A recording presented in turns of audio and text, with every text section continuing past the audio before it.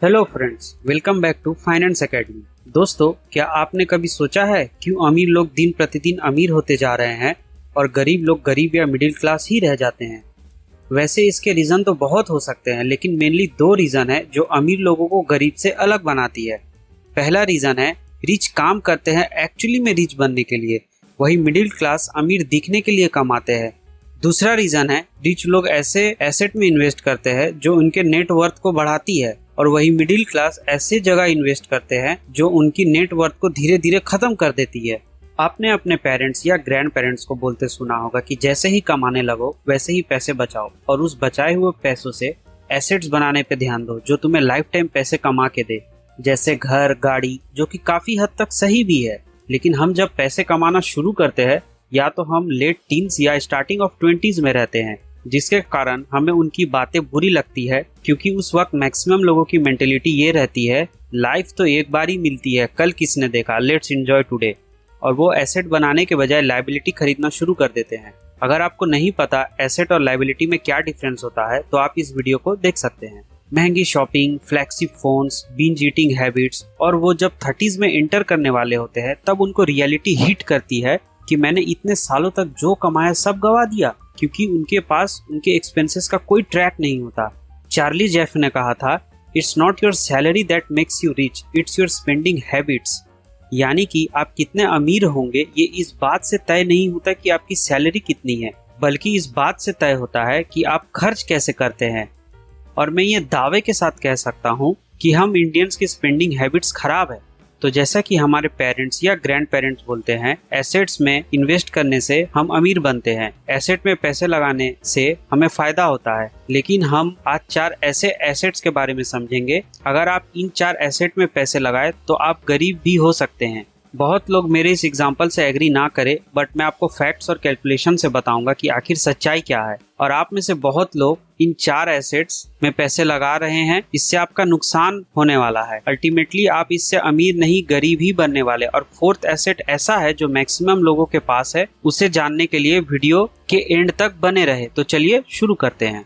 पहला एसेट है कार या बाइक्स। बहुत लोगों को अपनी गाड़ी एसेट लगती है, लेकिन ये एक्चुअली में एक लायबिलिटी है अगर आपने उसे रेंट पे ना दिया हो। अकॉर्डिंग टू अ रिपोर्ट, साल 2023 में कार कंपनीज ने 5,223 करोड़ स्पेंड किए सिर्फ एडवर्टीजमेंट के ऊपर। हमको ये फील करवाया जाता है अगर हम कार लिए तभी हमारी फैमिली हमसे ज्यादा प्यार करेगी, हमारे नेबर हमें इज्जत देंगे और कहीं भी हमें जाने का फ्रीडम होगा। बट अनफॉर्चुनेटली ये आपकी फ्रीडम और सिक्योरिटी टू मनी छीन लेती है। नई गाड़ी आपके फाइनेंस के लिए ट्रिपल थ्रेट की तरह काम करती है। कैसे, चलिए समझते हैं। फर्स्टली, आप ऐसे एसेट को खरीदते हैं जिसपे आपको इंटरेस्ट देना है। दूसरा, आपको इसकी मेंटेनेंस और फ्यूल के खर्चे भी उठाने हैं। और तीसरा, सबसे बड़ा स्कैम, इतने बड़े इन्वेस्टमेंट के बाद भी इसकी वैल्यू डिप्रिशिएट करती है। नए कार की वैल्यू 63% डिप्रिशिएट करती है हर 5 साल में, और 10% उसी वक्त जैसे ही आप उसको शोरूम से निकालते हैं। देखिए दोस्तों, नई कार लेने में कोई बुराई नहीं है, लेकिन आप अपने लाइफस्टाइल पे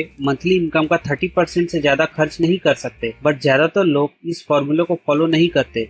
मैंने ऐसे लोगों को देखा है जिनकी सैलरी 20-30 हजार ही है, लेकिन वो स्पोर्ट्स बाइक से ऑफिस आते जाते हैं और फिर उनके पास आगे के लिए कोई सेविंग्स नहीं रहती, ना घर वालों के लिए ना बच्चों के लिए, और वो इसी तरह डेट ट्रैप में फंस के रह जाते हैं अपनी सारी लाइफ। हाँ, अगर आपने गाड़ी ली और उसको रेंट पे दे दिया तब वो आपके लिए एसेट की तरह काम करेगा, बट जिनको वो एसेट समझ के लेते हैं शौक से, वो एक्चुअली में लायबिलिटी बन जाती है। सपोज आपकी सैलरी 50,000 है तो आप 15,000 से ज्यादा कार की EMI वगैरह पे खर्च नहीं कर सकते। और अगर आपने इसे ले लिया तो फिर थोड़े दिन के दिखावे के चक्कर में आपको हो सकता है सारी लाइफ टेंशन लेना पड़े। दूसरा एसेट है इलेक्ट्रॉनिक्स। हो सकता है दोस्तों इससे भी बहुत लोग एग्री ना करें, लेकिन वीडियो के एंड तक बने रहे, हो सकता है आपका पॉइंट ऑफ व्यू चेंज हो जाए। ये जो महंगे फोन या इलेक्ट्रॉनिक गैजेट है, ये सब एक ट्रैप है, और हम लोग आज समझेंगे कैसे इस ट्रैप में नहीं फंसना। किसी अमीर इंसान ने एक बार कह दिया, शौक का कोई मोल नहीं होता, और हम मिडिल क्लास वाले ये लाइन सुन के अपने पैसों को जला देते हैं। दोस्तों, आप खुद एक बात बताओ, मैक्सिमम लोग स्मार्टफोन यूज किस किस काम के लिए करते हैं? Calling, WhatsApp, Instagram, YouTube, Twitter, BGMI, payments और कैमरा। इसके अलावा शायद ही कोई और फीचर मैक्सिमम लोग यूज करते होंगे। ये सारे काम आप मिड रेंज के फोन में कर सकते हैं। इसके लिए आपको आईफोन या फ्लैगशिप फोन नहीं चाहिए। और एक gentle reminder, you don't need a 1 lakh rupees phone just to scroll Instagram. According to a data, 70% iPhones in India are on EMI। लोगों की सैलरी 20-30 हजार है, लेकिन उन्हें फोन 1 लाख का चाहिए जस्ट टू शो ऑफ, जिससे शायद ही किसी को फर्क पड़ता है। आप खुद याद कीजिए, आप जब किसी के हाथ में महंगा फोन देखते हैं तो क्या आपके मन में उसके लिए इज्जत बढ़ जाती है क्या? हाँ, आप ये सोच सकते हैं कि इसके पास बहुत पैसा होगा, लेकिन हो सकता है सच्चाई कुछ और हो। दोस्तों, मैं इसके खिलाफ नहीं हूँ कि आप महंगा फोन ना लो, लेकिन अगर इसकी आपको वाकई जरूरत हो तभी ले। और अगर आप 1 लाख का फोन ले रहे हैं तो आपके पास 2 लाख होना चाहिए, तभी उस फोन या इलेक्ट्रॉनिक्स आइटम को परचेस करें। अगर आप ये सोच रहे हैं मेरे पास तो क्रेडिट कार्ड है, आराम से इसकी EMI पे करूंगा, तो मान लीजिए आपका फोन अगर EMI चलने के दौरान चोरी हो जाए या बिल्कुल डेड हो जाए तो आपको तब भी EMI पे करना होगा, भले ही आप उसे यूज करें या ना करें।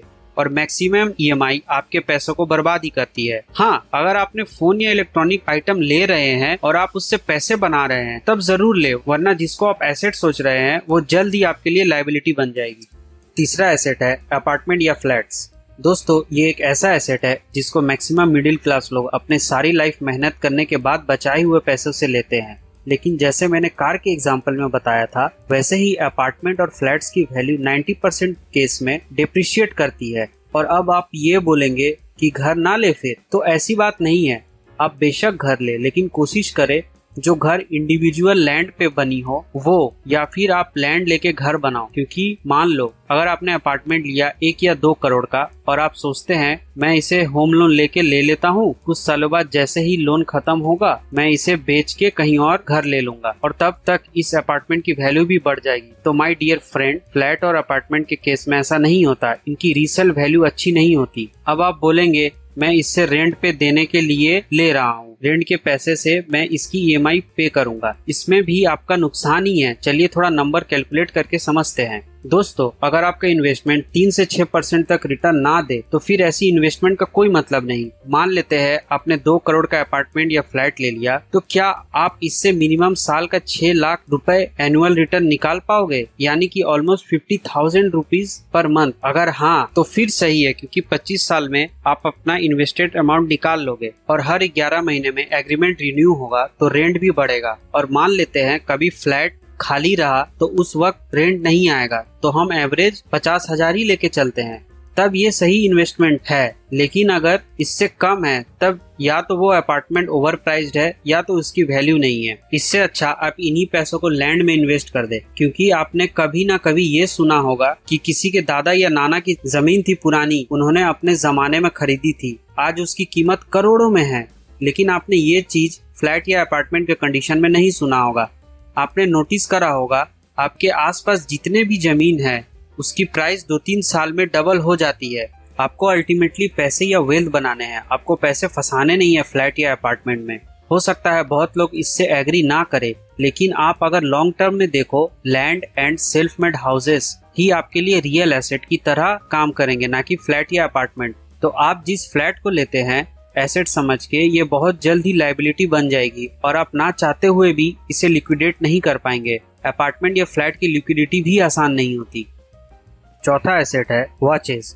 जी हाँ दोस्तों, जैसा कि मैंने स्टार्टिंग में बताया कि मिडिल क्लास रिच दिखने के लिए कमाते हैं, इसलिए वो लोग महंगे महंगे वॉच खरीदते हैं। उनको लगता है ये एसेट उनको स्टॉक, रियल एस्टेट और गोल्ड से भी ज़्यादा रिटर्न देगा।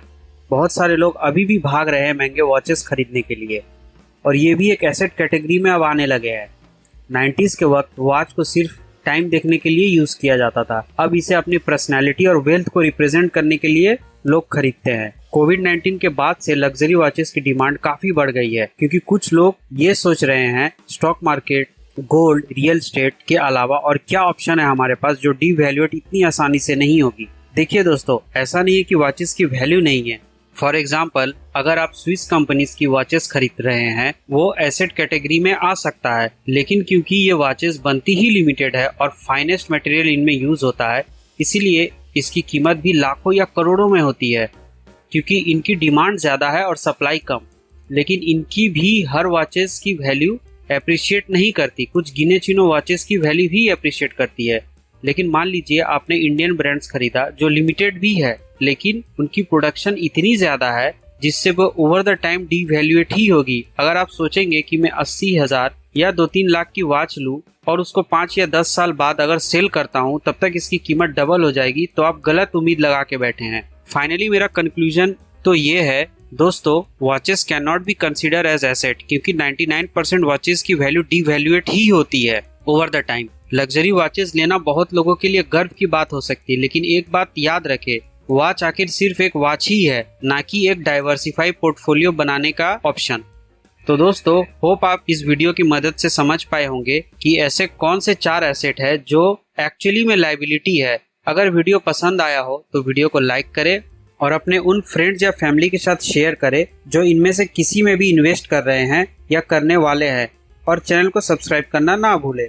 तो मिलते हैं अगले वीडियो में, तब तक के लिए बाय बाय दोस्तों, जय हिंद।